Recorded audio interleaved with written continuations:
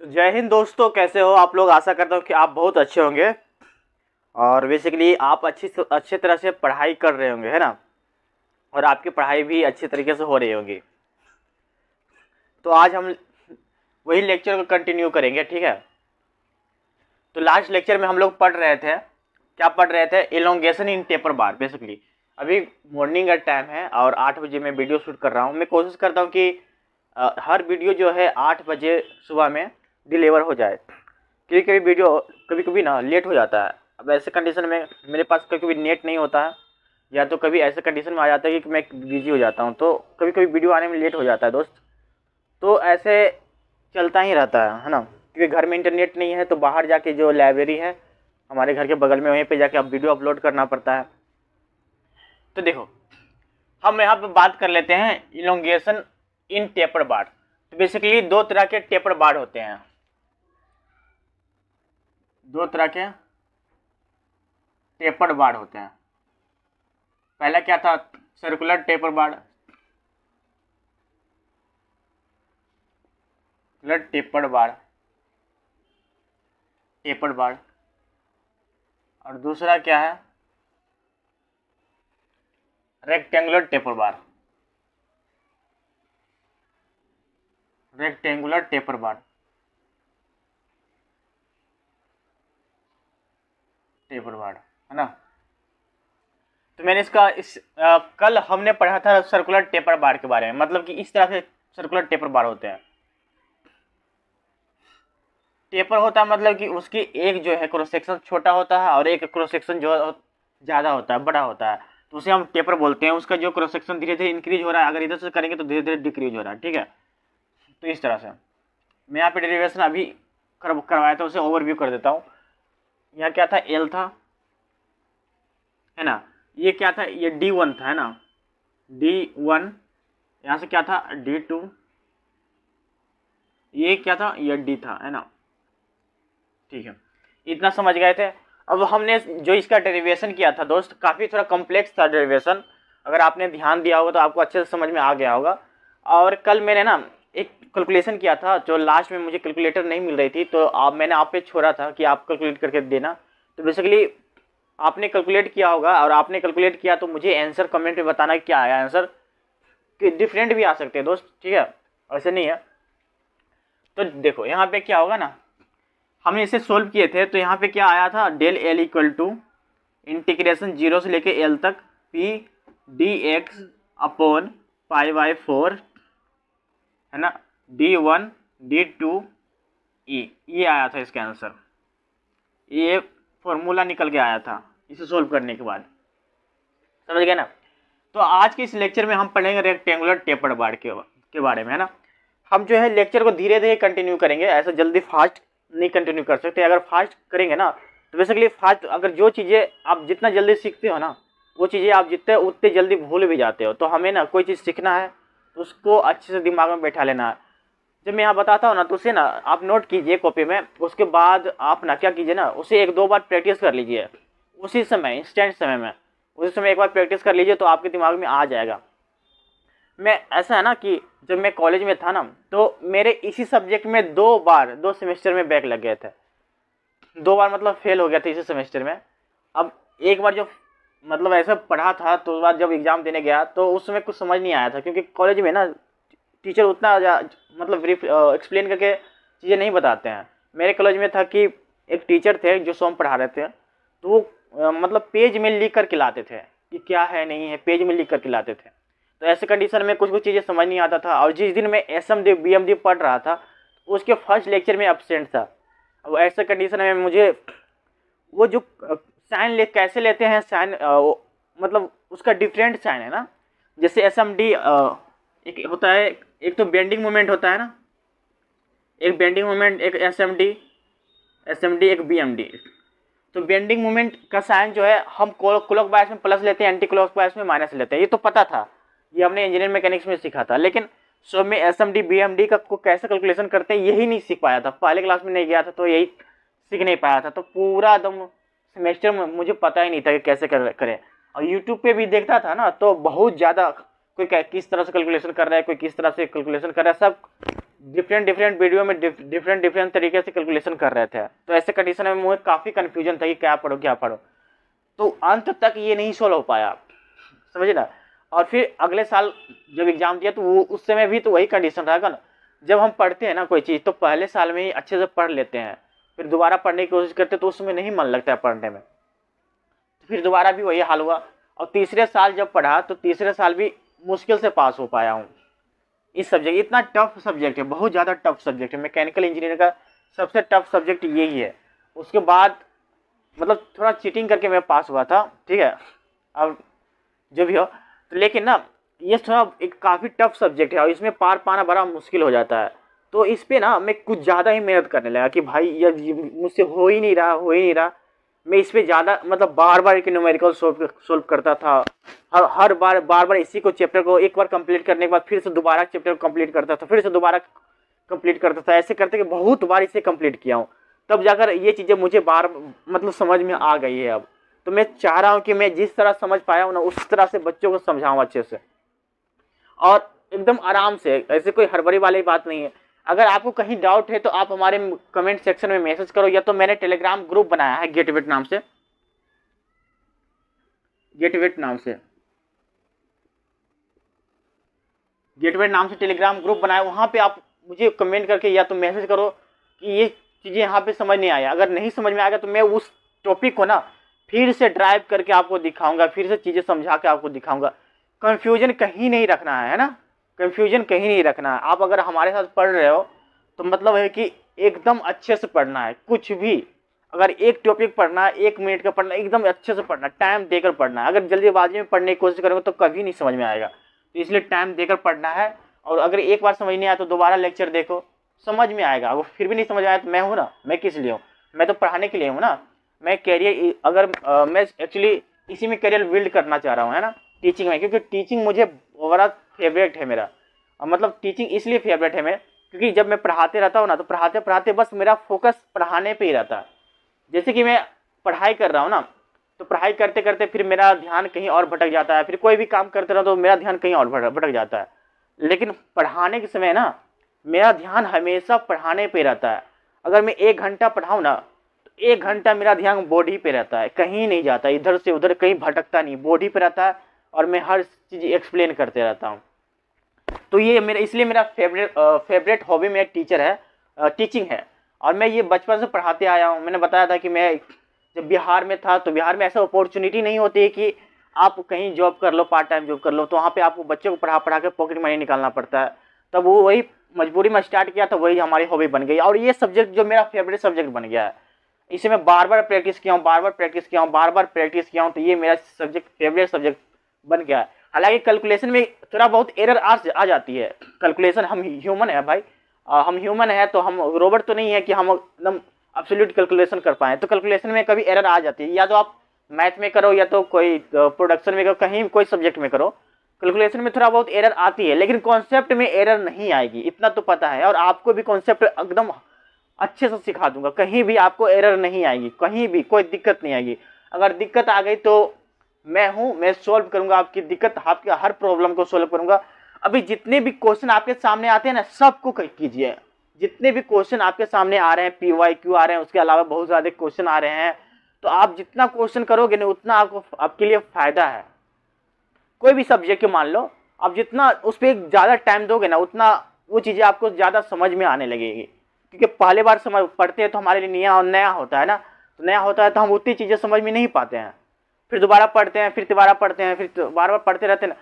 एक बार पढ़ो, पहली बार पढ़ो, उस बार में अच्छे से समझने की कोशिश करो, पहली बार में अच्छे से समझने की कोशिश करो, सेकेंड बार में उसे याद करने की कोशिश करो, कॉन्सेप्ट को मतलब दिमाग में लाने की कोशिश करो, ठीक है।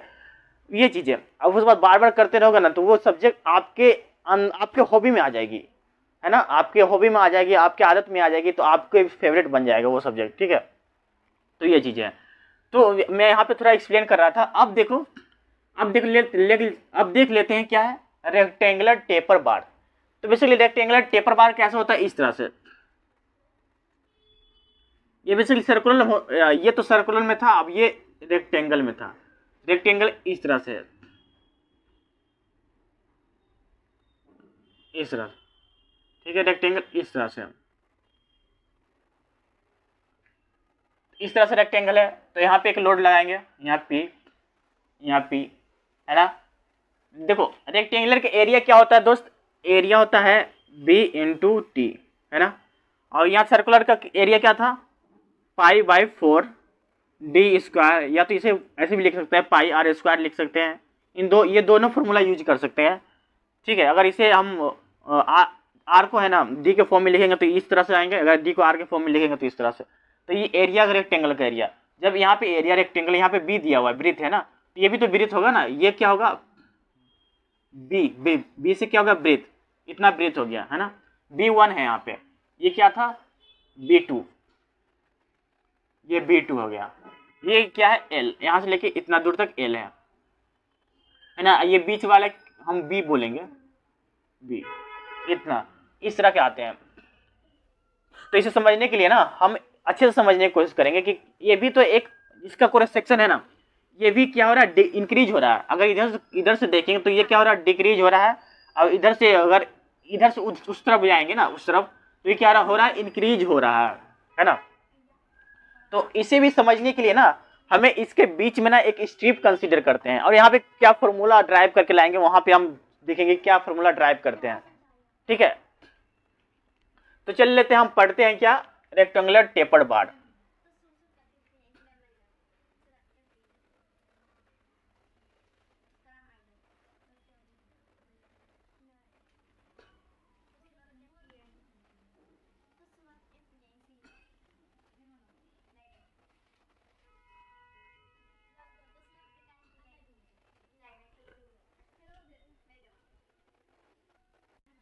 चलो देख लेते हैं,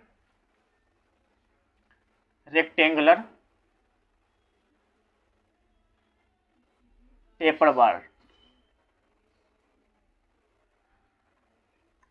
टेपर्ड बार,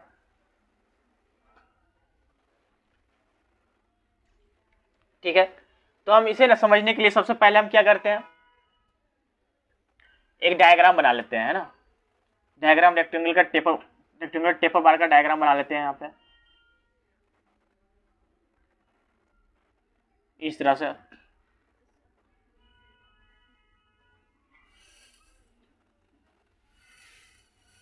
तो यहाँ पे क्या है, P लोड लगा हुआ है,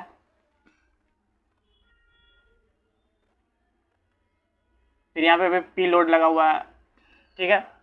इसका लेंथ क्या है, L है, इसकी लेंथ L है। हम ना, चलो ठीक है, यहाँ पे क्या है, B है, B1 ब्रीथ 1 है, यहाँ क्या है, B2, ठीक है, इतना। उसके बाद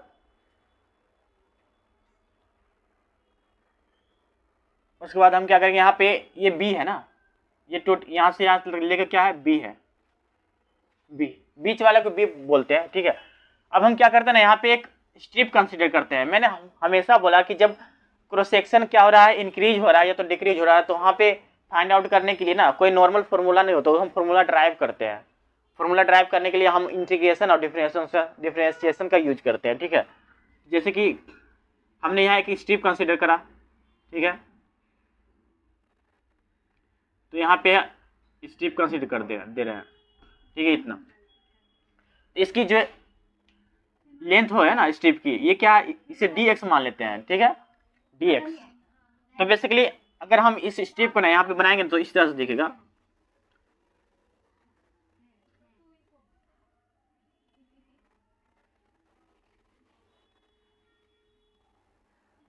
इस तरह से दिखेगा, ठीक है। ये जो है क्या है, dx है, ये यहाँ से इतना दूर क्या है, b है, ठीक है, ये है। तो हम लोग जानते हैं कि इसका इलोंगेशन कैसे निकालेंगे, तो हम फॉर्मूला पहले पता है ना, डेल एल क्या होता है, PL/AE, इतना तो पता है हमें, इतना तो जानते हैं इलोंगेशन के फॉर्मूला से, ये एक बेसिक फॉर्मूला है। तो यहाँ पर डेल एल निकालने के लिए ना पहले निकाल लेते हैं P, यहाँ इसकी लेंथ क्या है, dx है, dx/AE, ए कितना है, A है, E है, ठीक है। अब देख लेते हैं कि क्योंकि यहाँ पे क्रॉस सेक्शन चेंज हो रहा है, धीरे धीरे बढ़ रहा है या तो घट रहा है, तो हम क्या करेंगे, यहाँ जीरो लेंगे, जीरो से लेकर क्या क्या तक, एल तक, है ना, जीरो से लेकर एल दे लेंथ है ना, जीरो से लेकर के एल, इतना आ जाएगा। ठीक है, इतना आ जाएगा, इसे ध्यान रखना, ये क्योंकि अभी यूज करूंगा मैं इस फॉर्मूले को ना, अभी यूज करूंगा मैं काफी। देखो, अगर आपने कल का डेरिवेशन देखा होगा तो पूरा डेरिवेशन इसी तरह है एकदम, एक भी कोई चीज चेंज नहीं है, बस उसमें डी था D1 D2, इसमें बस B1 B2 है, बस इतना ही चेंज है और कुछ चेंज नहीं है। तो सबसे पहले हम यहाँ पे डायग्राम बना लेते हैं ना, एक अच्छा सा डायग्राम बना लेते हैं। जैसे कि यहाँ पे है, ये हो गया, ये क्या है, P है, P इधर भी P लग रहा है।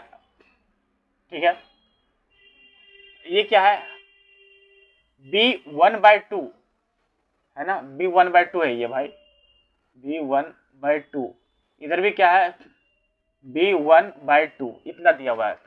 ये टोटल क्या है, B1 है। ठीक है, इतना समझ गया। ठीक है, अब इधर की बात कर लें तो ये टोटल क्या है, B2/2, यहाँ से लेकर के फिर यहाँ पे क्या है, B2/2, इतना हो गया। एक टोटल क्या हो गया, B2 हो गया ना, ये टोटल B2 हो गया। ठीक है, अब ये तो बीच का पॉइंट है, ऐसे हम दो बराबर भाग में डिवाइड कर लेते हैं इसको। लेकिन अब देखो दोस्त, ये B1/2 इतना है, तो यहाँ पे भी तो B1/2 आएगा, ये इस तरह से भी तो B1/2, मतलब यहाँ को मैं इस तरह से लिख देता हूँ, यहाँ से लेकर के ये भी तो B1/2 आएगा ना यहाँ पे। ठीक है, अब यहाँ पे ये B1/2 है, तो लेकिन अब यहाँ से यहाँ तक की डिस्टेंस क्या हो जाएगी, y हो जाएगी। आई होप आपको समझ में आ रहा होगा, क्योंकि मैंने कल अच्छे से समझाया था। अगर फिर भी नहीं समझ में आया होगा ना, तो यहाँ पे डायग्राम से देख सकते हो। देखो, B2/2 कैसे आया, इतना कैसे आया, जब हम इतना और इतना जोड़ देंगे, ये दोनों को जोड़ देंगे तभी तो B2/2 आएगा। ठीक है, इतना। अब हम यहाँ टोटल देखेंगे, यहाँ पे क्या है, ये क्या है, B है ना, B, तो यहाँ से लेकर के ये तो B/2 हो जाएगा ना भाई, यहाँ से लेके यहाँ तक B2/2 हो जाएगा। ठीक है, कोई दिक्कत नहीं। पर नीचे में भी तो उतना ही होगा ना, B/2, यहाँ से लेके यहाँ तक। ठीक है, कोई दिक्कत नहीं। चलो, अब मान लेते हैं कि ये जो कितना था, ये यहाँ से यहाँ तक B1/2 है ना, तो यहाँ से यहाँ तक के डिस्टेंस क्या हो जाएगा, हम अज्यूम करते हैं कि ये h है, ये h है। ठीक है, और ये जो है ना, यहाँ से टोटल डिस्टेंस क्या है, l है। और हम लोग यहाँ जब हम इसे फाइंड आउट कर लें तो ये बीच का पॉइंट यहाँ से यहाँ तक का डिस्टेंस x है। ठीक है, इतना हम समझ गए। ठीक है, अब देख लेते हैं इसका, हम इसमें निकालेंगे इतना दूर, जैसे कि ये है ऐसे,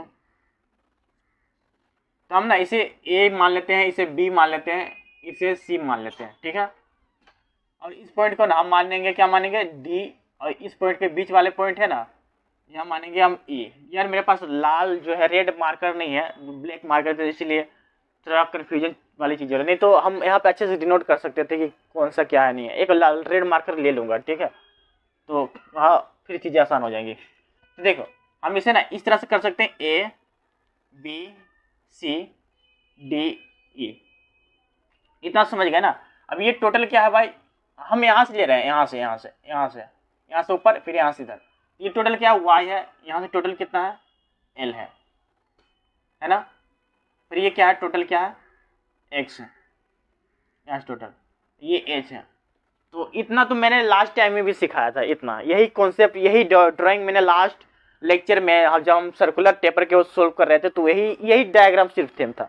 बस इसमें क्या था, क्या अलग था, बस इसमें B1 B2 दिया हुआ है, उसमें B की जगह D दिया हुआ था, डायमीटर दिया हुआ था, इसमें ब्रीथ है। ठीक है, तो पहले हम ना यहाँ h की वैल्यू निकालेंगे। तो angle ABC equal to angle ADE, angle क्या है, ए बी सी, फिर एंगल क्या है, ए डी ई, ठीक है। तो हम क्या क्या निकालेंगे, पहले तो यहाँ पे क्या बी सी है ना, y अपॉन एल हो जाएगा नीचे, y अपॉन एल टोटल हो गया, इक्वल टू कर देंगे, फिर h अपॉन एक्स हो जाएगा। तो यहाँ से h की वैल्यू निकालेंगे हम, h कितना है, h equal to y x upon L, इतना हो गया है ना। इसे हम इक्वेशन 1 मान लेते हैं, ठीक है। अब हम ना यहाँ से y की वैल्यू निकालेंगे, यहाँ से y की वैल्यू, y की ये है, ये y की वैल्यू फिर से, तो y बराबर क्या था दोस्त, जैसे कि यहाँ हमने देखा था, क्या देखा था, b 2/2 कितना कितना से मिलकर आता है, तो b 2/2 किससे किससे मिलकर आता है, ये y, इतना तो y है ना, इतना तो y है, अरे यार इतना क्या y है ना, इतना y है प्लस इतना b 1/2 है, क्योंकि यहाँ पे b 1/2 है तो इतना भी तो b 1/2 होगा, इतना y होगा, तो b 2/2 कैसे होगा, b 2/2 equal to y plus b 1/2, इतना समझ में आ गया, ठीक है। अब हम क्या करेंगे यहाँ पे ना, इसे b 2/2 माइनस कर देंगे b 1/2 इक्वल टू y हो गया, तो y इक्वल टू क्या आ जाएगा, b 2 माइनस b 1/2, इतना तो आ गया होगा समझ, मेरे ख्याल से इतना तो आ गया होगा समझ।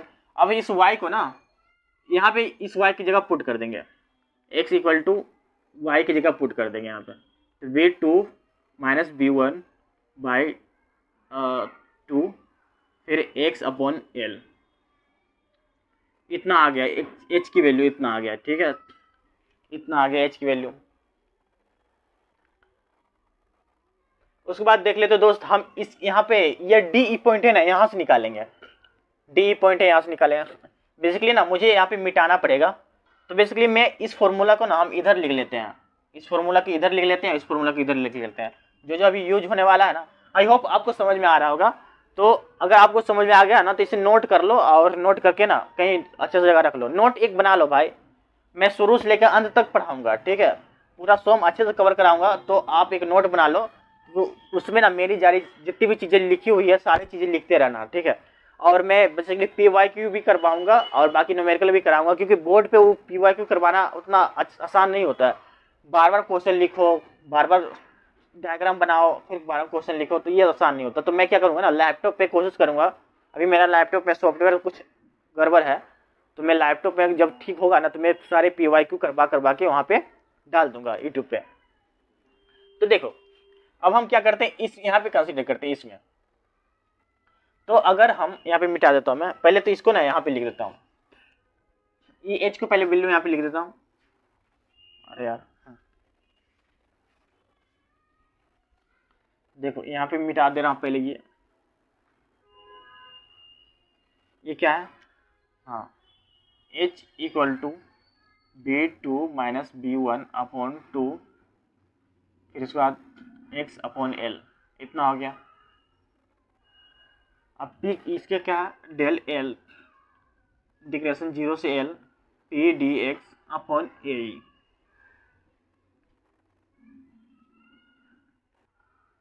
इतना हो गया, ठीक है। अब हम इसे मिटा देता हूँ इतना दूर, ताकि हम डेरिवेशन अच्छे से कर पाएंगे।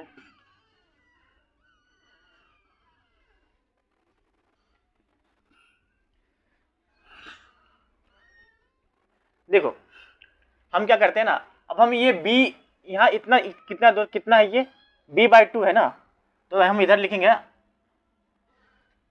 b/2 इक्वल टू क्या आ गया, ये h प्लस b1/2 आ गया, ये b/2 है, कितना कितना होता है, कितना से मिलकर बना, पहले तो h इतना है, फिर इधर b1/2, तो h प्लस b1/2, ठीक है, इतना आ गया।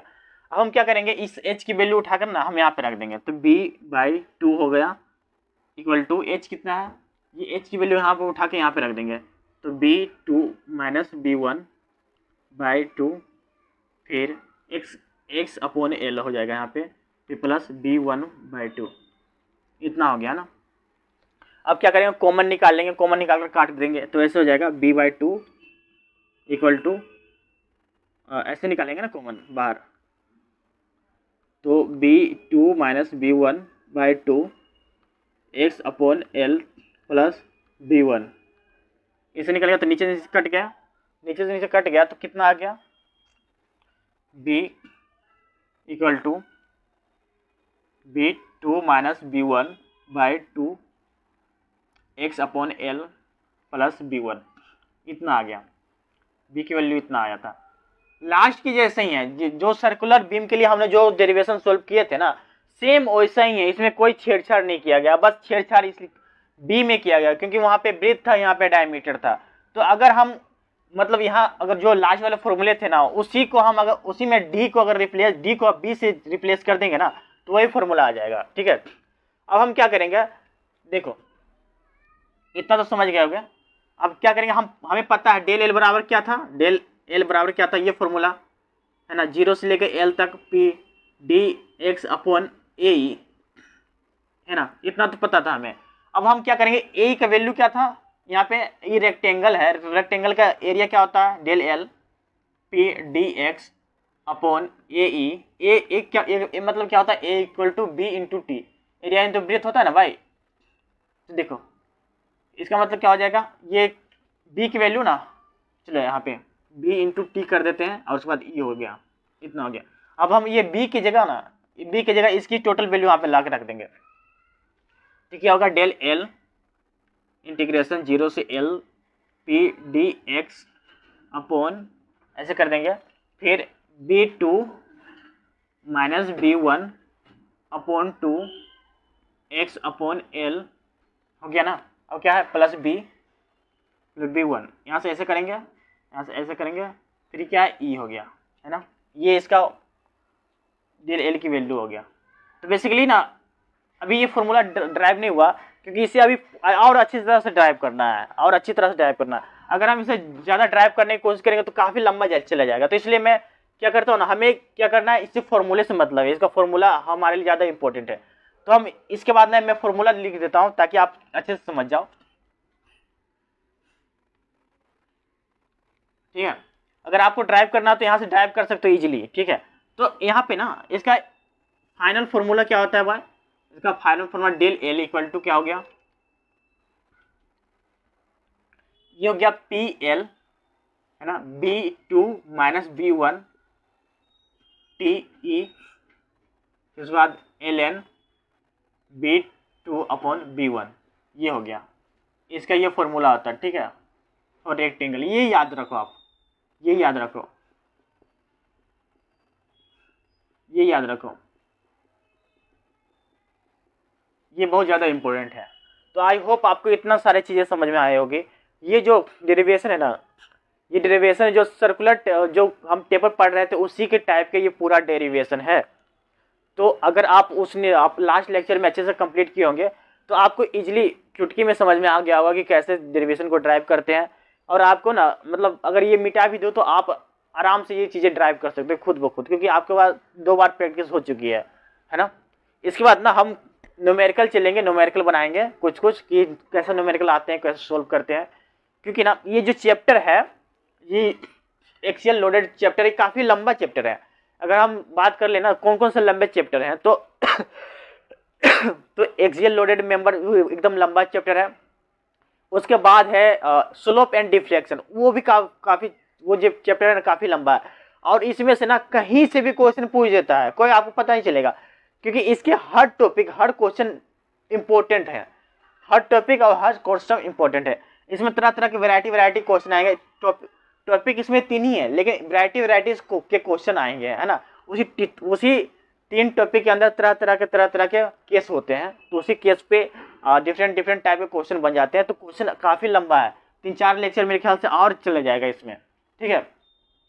तो बेसिकली आपको क्या करना, आराम से ध्यान से पढ़ना है, देखना है, जिससे आपके सारे डाउट्स क्लियर हो जाए। तो दोस्त आई होप आपको चीज़ें समझ में आ गई होंगी। बेसिकली जब मैं ये देख रहा था ना कि मैंने सही ड्राइव किया है कि नहीं ड्राइव किया, तो यहाँ पे 2 एक्स्ट्रा आ गया, नीचे में ये 2 एक्स्ट्रा आ गया, ठीक है, नीचे का 2 एक्स्ट्रा आ गया है, ठीक है। तो मिटा लेना, आप देख लेना, ठीक है, कहीं कहीं एरर आ जाता है यार पढ़ाते, ठीक है। तो अगर आप लाइव होते तो आप बता देते कि यार चलो आप यहाँ पे गलत कर दिए हो, यहाँ पे सही कर किए हो या नहीं है। लेकिन मैं अब यहाँ पे पढ़ा रहा हूँ तो बताने वाला सामने में कोई नहीं है, मैं खुद ही बता रहा हूँ, खुद ही पढ़ रहा हूँ, खुद ही पढ़ा रहा हूँ यहाँ पे अभी। तो ऐसे में कहीं एरर आ जाता है तो मुझे पता नहीं चलता है कि ये एरर हो गया है। अगर लाइव होते तो बच्चे लोग कमेंट करते सर यहाँ पे ये हो गया, यहाँ पे एक चीज़ गलत है, वहाँ पे ये चीज़ ऐसे क्यों होगा। तो अगर पूछते रीजन पूछते तो मैं देखता है यार ये तेंदु है जो है 2 यहाँ पे एक्स्ट्रा आ गया था तो उसे काट के हटा दिया। ठीक है, अब ऐसे में ना ऐसा हो जाता है कि हमें बताने वाला कोई है ही नहीं, तब कैसे जान पाऊंगा। तो कोई नहीं, जब हमारे चैनल जो है मोनेटाइज हो जाएंगे ना तो मैं लाइव ही पढ़ाना शुरू करूंगा। ये जो रिकॉर्डेड का झंझट ही खत्म कर दूंगा, लाइव पढ़ाऊंगा तो अच्छा रहेगा। बच्चे भी कोई एक आध वो बच्चे जो है लाइव ज्वाइन कर लेंगे तो बता देंगे कि ये चीज़ें गलत है ये चीज़ें सही है, तो हम अच्छे मतलब समझ जाएंगे कि हाँ चलो सही पढ़ा रहे हैं। ठीक है, तो हमारे सामने एक नया क्वेश्चन है क्या इलोंगेशन ऑन टेपर बार के ऊपर। तो इसमें दिया गया है बेसिकली क्वेश्चन हमारे सामने है। क्वेश्चन में क्या है, अ टेपरिंग बार। बेसिकली मैं सबसे पहले पानी पी लेता हूँ, प्यास लग गया मुझे।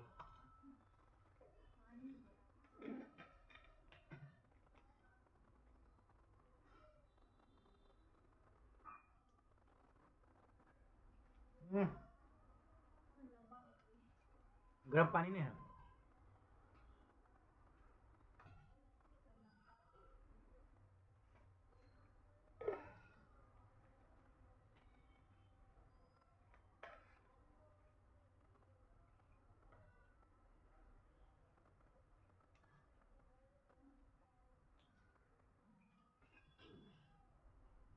देखो क्वेश्चन में क्या है, a tapering bar diameter of end section being D1 and D2 and a bar of uniform cross section D have the same length and are subjected to the same equal pull.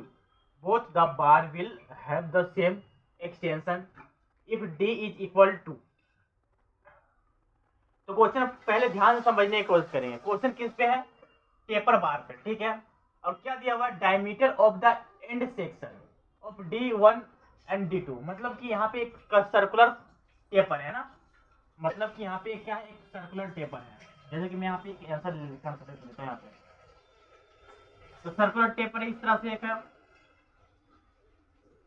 एक circular taper है ना, जिसका एक and क्या है D1 है, D1 है, दूसरा एंड क्या है D2 है, इस तरह से। उसके बाद क्या दिया हुआ, and a bar of uniform cross section having D have the same length. मतलब कि उसके जैसा एक और है बीम है जिसका बार उसका क्रॉस सेक्शन क्या है, सेम है। जब क्रॉस सेक्शन सेम होता है तो मतलब इस तरह से होंगे ना, इस तरह से स्ट्रक्चर होगा इस तरह से। यहाँ भी क्रॉस सेक्शन सेम है, यहाँ भी क्रॉस सेक्शन सेम है। मतलब कि यहाँ पे इसका डायमीटर डी है, यहाँ भी इसका डायमीटर क्या है डी है, दो तरह के। अब क्या कर रहा है, सेम लेंथ, यहाँ इसका भी लेंथ क्या है, सेम है ना। अब इसका भी लेंथ क्या है, सेम है ना, इस तरह से।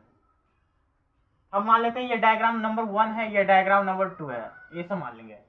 अब क्या कह रहा है कि end are subjected to the same axial pull. मतलब कि यहाँ पे जो लोड लग रहा है ये भी वही सेम है, यहाँ भी लोड लग रहा है वो सेम है, यहाँ भी जो लोड लग रहा है वो सेम है, और यहाँ भी जो लोड लग रहा है वो भी सेम है। ठीक है, अब कह रहा है कि pull both the bar will have the same extension if D is equal to. तो बेसिकली यहाँ पे ना डी की वैल्यू निकालना है, डी की वैल्यू क्या होता है निकालना है। शायद यहाँ पे कोई मतलब फॉर्मूला ड्राइव करना है, ये यहाँ पे हम देख लेते हैं सबसे पहले। तो सबसे पहले हम क्या कर रहे हैं यहाँ पे, सेम एक्सटेंशन।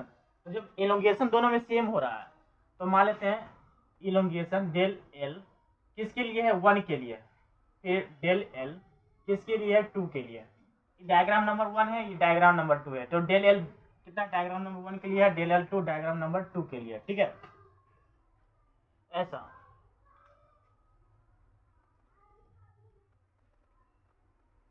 तो हम देख लेते हैं, अगर हम सर्कुलर जो बीम है, सर्कुलर टेपर बार है, उसका हम इलोंगेशन का फॉर्मूला निकालेंगे तो क्या होगा, हमें पता है कि जो होता है PL upon π/4 D1 D2 into E epsilon होता है, इतना होता है ना, क्योंकि हमने ड्राइव किया था, इतना हमें पता है। और ये जो इस तरह के जो है बीम है, इसका इलोंगेशन क्या होता है, PL अपॉन ए मतलब क्या होगा, π/4 D² अपॉन ई। इतना हो गया है ना, इतना हो गया। अब देखो जो जो मिल रहा है उसे काट दो सीधा। पहले तो ये मिल रहा है, ये से ये मिल रहा है, ठीक है। एप्सिलॉन मिल रहा है, एप्सिलॉन मिल रहा है, ये भी काट देंगे। अब देखो ये भी तो मिल रहा है ना दोनों, क्योंकि एल उतना ही है और उसके बाद पी भी उतना ही है। तो हम डी को इस तरफ ले जाएंगे, D square equal to D1 D2 इतना लेगा। अब क्या डी इक्वल टू क्या आ जाएगा, D1 D2 इतना हो गया। आई होप आपको चीजें समझ में आई होगी। बेसिकली ये थोड़ा कॉन्सेप्चुअल क्वेश्चन था, क्योंकि अगर आप यहाँ पे अच्छे से समझ जाते ना तो ये चीजें समझ जाते हैं। क्योंकि जो अगर डायग्राम भी समझ गए, क्योंकि ये तो फॉर्मूला है, आसान है, फॉर्मूला ही निकालना है, काट देना है बस। लेकिन यहाँ समझने वाली बात ये क्वेश्चन, जब आप क्वेश्चन को समझ जाते हो ना, कोई भी क्वेश्चन, या तो आप क्लास 10 के लेवल का क्वेश्चन किया, या तो आप कोई भी अच्छे टेबल के क्वेश्चन भी समझ जाते हो ना, अगर आपको प्रोसेस पता है तो आप समझ कर लोगे, ठीक है, कोई भी क्वेश्चन हो गया। तो आई होप आपको दोस्त ये चीज़ें समझ में आई होंगी, मैंने डेरिवेशन करवाया उससे चीज़ें समझ में आई होंगी। तो बेसिकली मैं कोशिश करता हूँ कि बच्चे अच्छे से समझ जाए, बच्चे को कोई भी कंफ्यूजन ना रहे, कोई भी छोटी छोटी क्वेश्चन में कोई भी कंफ्यूजन ना रहे, कोई भी डाउट ना रहे। अगर ये डाउट उसके माइंड में रह जाता है ना, तो आने वाले समय तक कभी भी वो डाउट सोल्व नहीं होता है। मैंने मतलब देखा है कि जो मैं अगर कोई चीज़ें एक बार में सोल्व नहीं होती है ना, अगर फिर उसे दोबारा सोल्व करने जाओ तो काफ़ी डिफिकल्ट होती है। तो जो भी मैं बताता हूँ अच्छी तरह के सोल्व हो जाए, अच्छी तरह समझ में आ जाए आपको। अगर कुछ भी डाउट हो तो आप हमारे टेलीग्राम चैनल गेट वेट फिर जाके हमें कमेंट करना, या तो आप हमारे कमेंट सेक्शन में, यूट्यूब के कमेंट सेक्शन में जाके मैसेज कर देना।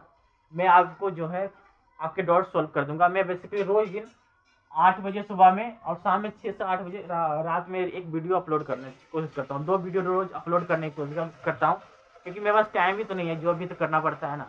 अब पैसे भी तो चाहिए लाइफ टाइम को, मतलब लाइफ को अच्छे से स्पेंड करने के लिए। अभी तो यूट्यूब से उतना मनी तो नहीं आ रहा है, शायद भविष्य में आ जाए तो कोई बात नहीं है। अगर भविष्य में ऐसा कुछ हो, यूट्यूब से कुछ पेमेंट आ जाए, तो मैं मतलब फुल टाइम यहीं पे पढ़ाऊँगा। जो मैं अभी जो 1 घंटा 2 घंटा पढ़ा रहा हूँ ना, मैं कोशिश करूँगा 7-8 घंटा खींच लूँ। अगर बस ये मोबाइल मेरा साथ देना चाहिए, मोबाइल ही साथ नहीं देता है। मोबाइल जो है एक घंटा 2 घंटा में पूरा शट डाउन हो जाता है। अब पता नहीं चलता कि मैं शट डाउन कब हुआ, मैं पढ़ाया जा रहा हूँ। अगर मोबाइल भी साथ दे और जब यहाँ पे कुछ हेल्प भी मिल जाए यूट्यूब से, तो मैं 7-8 घंटा ऐसे ही खींच दूंगा, पढ़ाते रहूँगा पढ़ाते, कुछ फ़र्क नहीं पड़ता, क्योंकि पढ़ाना मेरे हॉबी है, मुझे मज़ा भी आता है पढ़ाने में। तो ठीक है, तो इसलिए ये लेक्चर को हम यहीं एंड करते हैं दोस्त, यहीं एंड करते हैं, और नेक्स्ट लेक्चर में हम इसे कंप्लीट करने की कोशिश करेंगे, ठीक है। तब तक के लिए खुश रहे, स्वस्थ रहे। जय हिंद, जय भारत।